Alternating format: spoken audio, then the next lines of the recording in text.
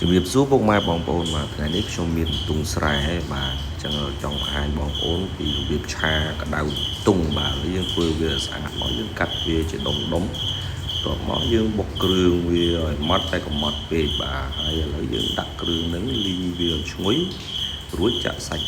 ទុងដែលយើងកាប់ហើយហ្នឹងចូលឆាវាត្រឡប់ឲ្យវាចូលសព្វគ្រឿងជាមួយគ្នាមកបន្ទាប់មកទៀតមកយើងដាក់វាឲ្យឆ្អិនបន្តិចឲ្យវាអស់ទឹកប្រៃនឹងហើយឥឡូវដល់វាយើងថែមគ្រឿងបាទថែមគ្រឿងចូលមកមានស្ករប៊ីចេងបើទឹកត្រីមកតាមរសជាតិ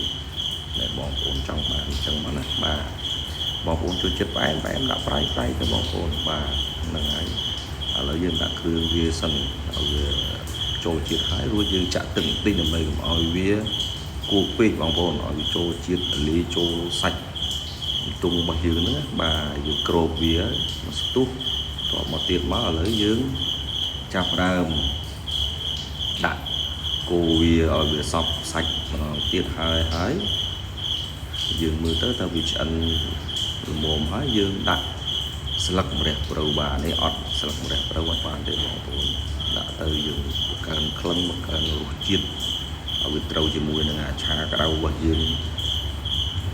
ហឹលទៀតបងប្អូនបាទអញ្ចឹងហើយជាស្រេចបងប្អូនបាទអរគុណ